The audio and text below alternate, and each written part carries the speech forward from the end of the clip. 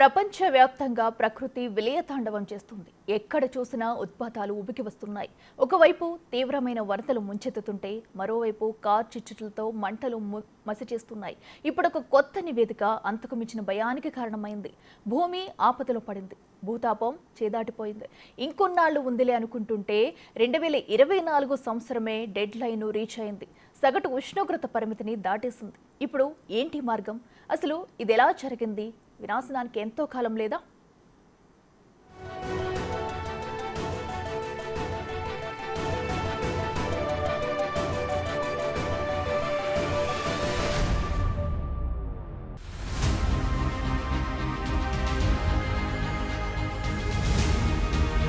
భూమిపైన వాతావరణం ఊహించని పరిణామాలు చవిచూపిస్తుంది. ఋతువులు రూపం మార్చుకుంటున్నాయి. కాలంతో సంబంధం లేకుండా ఉత్పాతాలు ఉబుకుతూ వస్తున్నాయి. అకాల విపత్తులు పంజా విసురుతున్నాయి. ముప్పు మీద ముప్పు వచ్చి మనిషిపై ముప్పేట దాడి చేస్తున్నాయి. ప్రస్తుతం ప్రపంచవ్యాప్తంగా వాతావరణ పరిస్థితులన్నీ ఆందోళనకరంగా మారాయి. ప్రస్తుతమున్న అత్యాధునిక టెక్నాలజీతో ప్రకృతి ఎప్పుడు ఎలా మారుతుందో ఊహించవచ్చేమో కానీ దాని ప్రభావాన్ని మాత్రం తగ్గించడం సాధ్యం కావట్లేదు. భూమిపైన వాతావరణం ఏదీ అనుకూలంగా లేదు. అవును, ఇది నిజం. ఈ మాటలు ఈ దశాబ్దంలో మరింత ఎక్కువగా వినిపించాయి. అంతర్జాతీయంగా పర్యావరణ నిపుణులు గొంతు చించుకొని అరుస్తున్న రోదన ఇదే. అయినా ఇప్పుడు భూమిపైన మనం ఎదుర్కోబోతున్న ఈ వాతావరణ విపత్తును నివారించడానికి ప్రపంచానికి కేవలం 2 సంవత్సరాలు మాత్రమే మిగిలి ఉందని ఇటీవల ఐక్యరాజ్యసమితి వాతావరణ చీఫ్ సైమన్ స్టీల్ కూడా హెచ్చరించారు. అయితే పరిస్థితి మాత్రం మెరుగవ్వలేదు. ప్రపంచ ఉద్గారాలు పెరుగుతూనే ఉన్నాయి.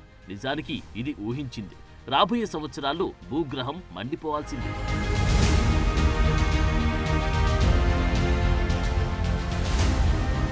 ఇది యాదృచ్ఛికం ఏమాత్రం కాదు. మనిషి తెలిసి చేసిన పాపం. ఫలితం కనిపిస్తూనే ఉంది. ఇది మరింత ఎక్కువ కానుంది. యునైటెడ్ కింగ్డమ్ వాతావరణ శాఖ ఇటీవల ఓ నివేదికను వెల్లడించింది. అందులో 2023, 2024 తర్వాత వరుసగా 2025వ సంవత్సరం కూడా 3వ అత్యంత వేడి సంవత్సరంగా ఉండనుందని నివేదిక పేర్కొంది.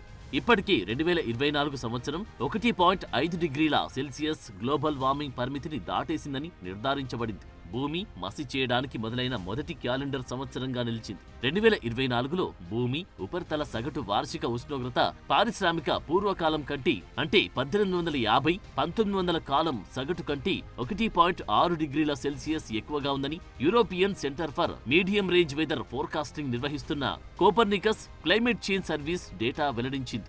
ఈ సంస్థ తెలిపిన డేటాతో పాటు మరో 6 డేటా సెట్లను ఉపయోగించి ప్రపంచ వాతావరణ సంస్థ దీన్ని నిర్ధారించింది. 2024 పారిశ్రామిక పూర్వ స్థాయిల కంటే 1.55 డిగ్రీల సెల్సియస్ ఎక్కువగా ఉందని తేల్చింది. 6 డేటా సెట్లలో ప్రతి ఒక్కటి 2024ను అత్యంత వెచ్చని సంవత్సరంగా గుర్తించాయి.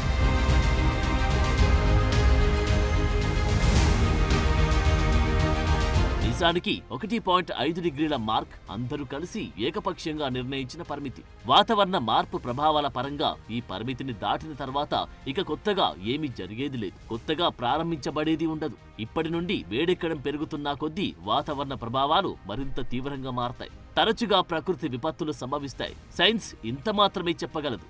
ఇది అనివార్యమని మాత్రమే నిర్ధారించగలదు. 2024లో భూమిని సగటు కంటే 1.5 డిగ్రీల వేడిగా మార్చడం డెడ్ లైన్ను దాటేయడమే.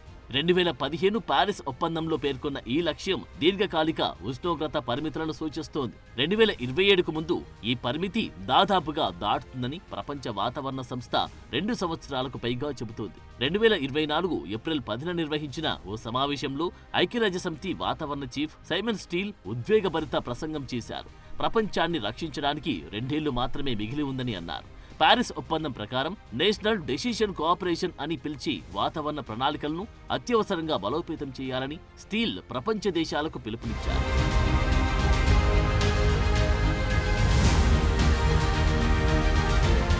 ఇప్పుడు ఈ కొత్త డేటా వాతావరణ మార్పు సమస్యను ఎదుర్కోవడానికి దేశాల నుండి కొత్తగా అది చేయాలి, ఇది చేయాలని ప్రేరేపించే అవకాశం లేదు. ఇప్పటి వరకు ఏదైతే చేశామని చెప్పుకున్నారో అది సరిపోలేదని ఇక్కడ స్పష్టమైంది. ప్రపంచ ఉద్గారాలు ఇప్పటికీ పెరుగుతూనే ఉన్నాయి.